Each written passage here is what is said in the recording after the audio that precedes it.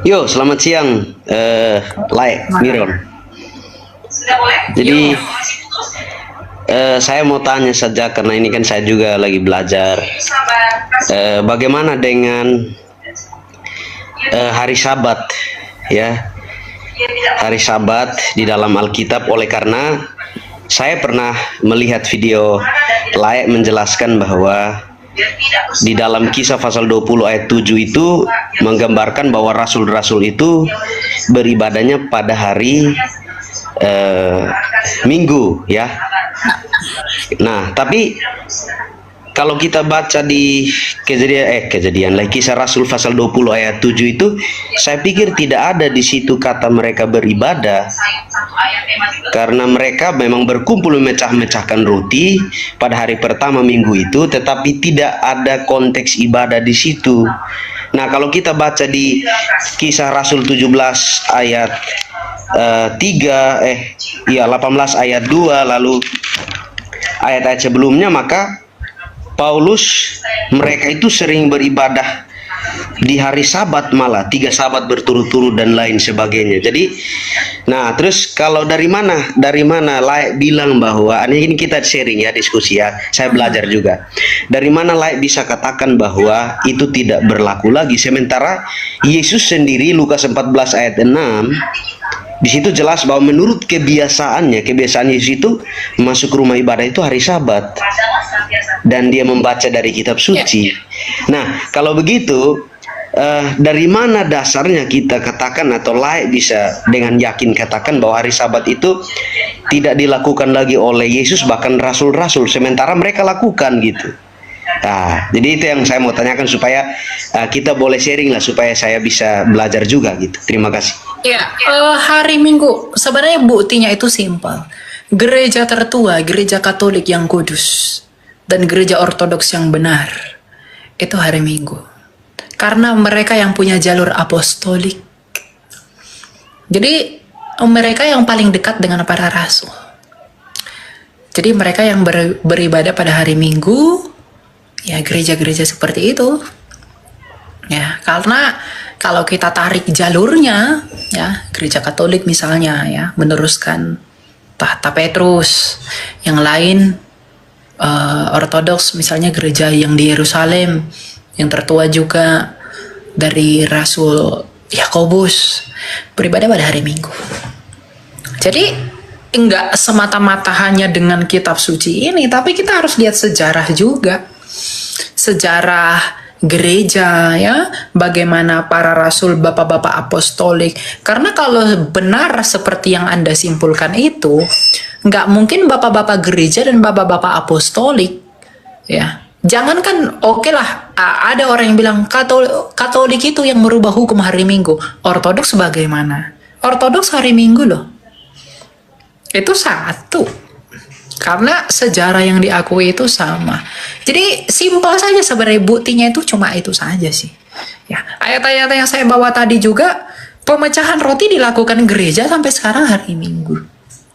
Ya, memang tidak ada ditulis literal itu ibadah, tapi sejarahnya itu kan ada. Dan yang tahu itu ya gereja-gereja purba.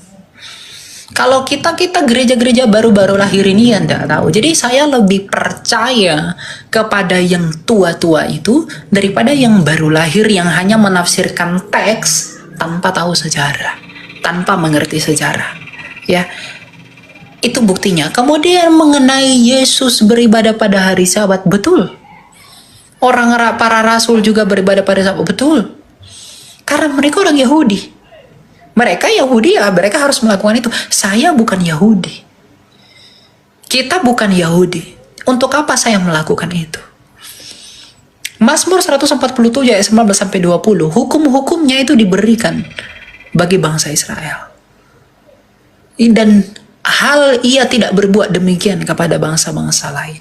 Makanya dikatakan di dalam Kolose 2 ayat 16 dan 17, Janganlah kamu membiarkan dirimu dihakimi mengenai hari-hari raya, bulan baru, hari Sabat, makanan minuman.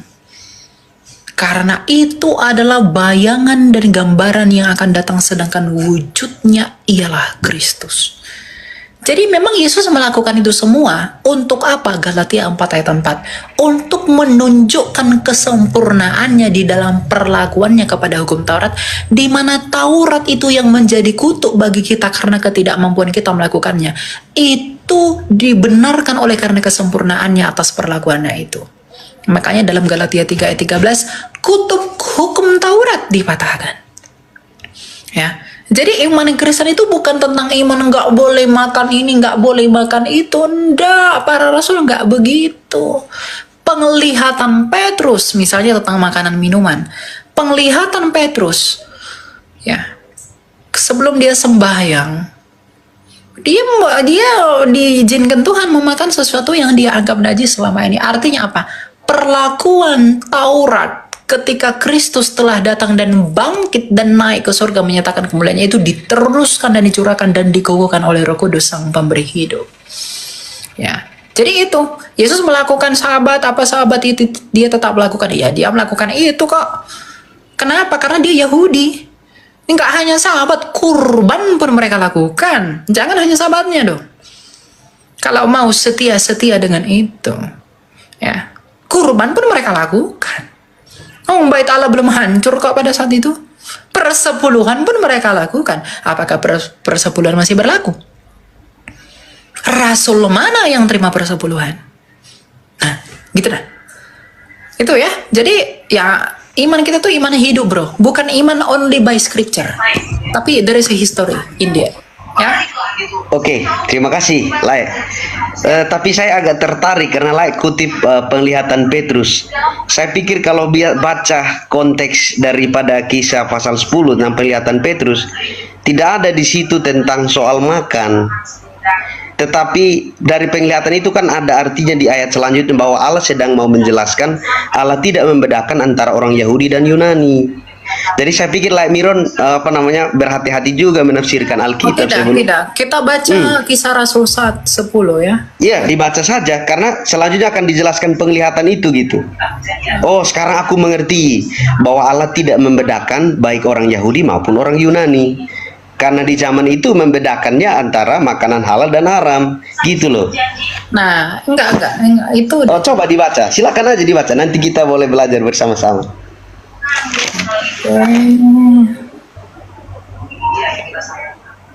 Nah, ya, kalau ayat 14 kan ada tuh. Tetapi Petrus menjawab, tidak Tuhan. Tidak, sebab aku belum pernah makan sesuatu ini kan, yang haram. bentar. Jangan lari ya. Iya. Katakan, bangunlah hai Petrus, sembelihlah dan makanlah. Iya. Itu sudah jelas. Jangan ditafsirkan lain-lain lagi. Ya. Di sini sudah dikatakan sembelihlah dan makanlah. Jangan kamu tafsirkan makan dengan lain lagi. Sorry lah. Saya pikir cara belajar kita Alkitab itu tidak bisa hanya dicomot ayat-ayat. Justru gini.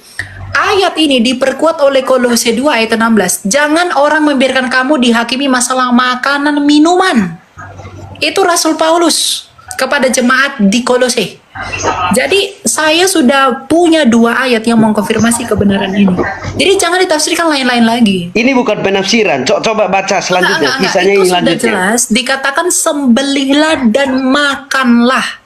Itu sudah jelas. Jadi jangan kamu tambah-tambah yang lain-lain. Enggak, saya enggak tambah.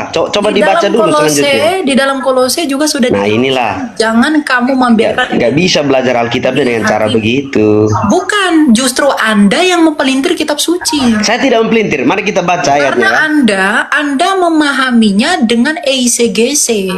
Apa yang Anda anggap benar doktrin dari Ellen G. White, Anda cocok-cocokkan ke kitab suci. Saya tidak cocokkan. Coba baca ayat 34. Makanya baca kisahnya menyeluruh, jangan hanya sebagian lah. Simpelnya itu begini. Ada nggak gereja-gereja purba yang melarang makan makanan begitu? Kita tidak berdasarkan iman kita pada gereja purba, pada Alkitab. Itu loh lah.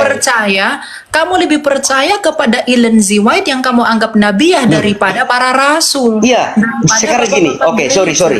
Sekarang coba baca ayat 34. Coba baca kisah 10 ayat 34 supaya layak mengerti. Nggak perlu. Kita nah, sudah inilah. baca sembelihlah dan makanlah. Itu sudah cukup. Itulah lai. Lai boleh viral, tetapi penjelasannya tidak sesuai dengan Gimana Alkitab. kamu lebih percaya Nabi dari Amerika daripada dari Loh, Timur Tengah? Saya Karena suruh kamu baca Alkitab, Advent. disuruh Ellen White. Gimana sih, lain nggak jelas. Iya, doktrin yang kamu ajarkan itu dari Ellen G. White kan? Saya tidak sedang ajarkan Semangat. doktrin. Kisah 10 loh, lah yang kutip loh, kisah 10 loh. Kisah 10 itu sudah jelas, sembelilah dan makanlah. Mau kamu artikan apa Ayat lagi? 34 loh, ayat 34 loh, ayat 34. Di sini dikatakan bahwa japa yang dinyatakan halal oleh Allah tidak boleh engkau nyatakan haram. Ayat 34 lah. Jadi sudah jelas di dalam ayat itu mengenai makanan dan minuman. Dan itu sudah dikonfirmasi oleh Rasul Paulus sendiri.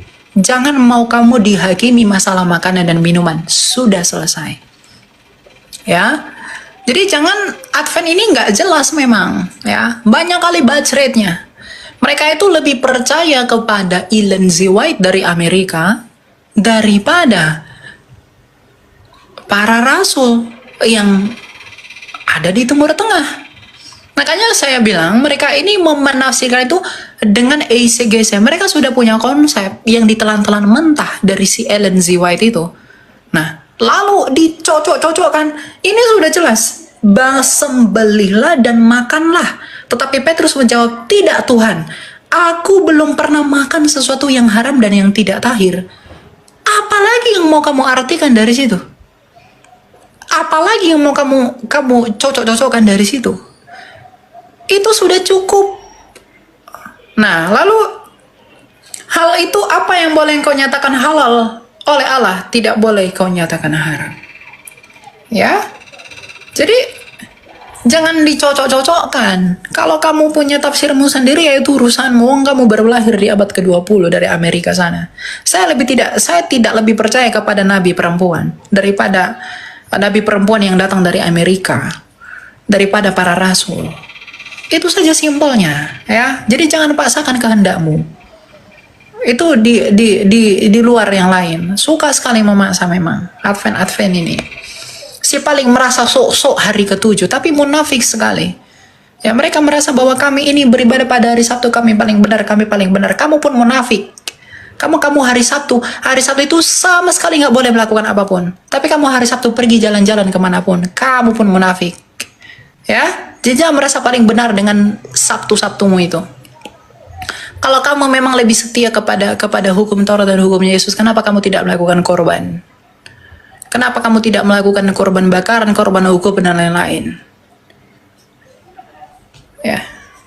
Jadi, jangan main-main dengan kekristenan. Ya. Kalau kamu nyaman dengan itu, ya sudah lakukan saja. Tapi jangan kamu paksakan kehendakmu. Kamu memelintir kitab suci. Saya sudah bawa 2 ayat loh. Dia hanya berusaha meng-EICGC. Lah di mana logikamu? Kamu ngajak diskusi ya, kamu tidak tahu arti diskusi itu apa.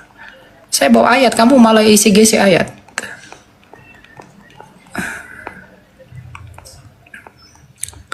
Gitu ya, jadi jangan suka hatimu menafsirkan ayat itu. Ayat-ayatnya apa aja tadi ya? Kisah Rasul 10 ayat 14 sampai ke bawah. Kolose 2 ayat 16 dan 17. Jangan kamu biarkan dihakimi mengenai makanan dan minuman. Kurang jelas apa lagi tuh coba? Janganlah kamu membiarkan dirimu dihakimi mengenai makanan dan minuman. Itu sudah jelas. Nah, Rasul Paulus juga bilang, tidak ada yang haram bagi kita. Segala sesuatu halal, tetapi tidak semuanya berguna.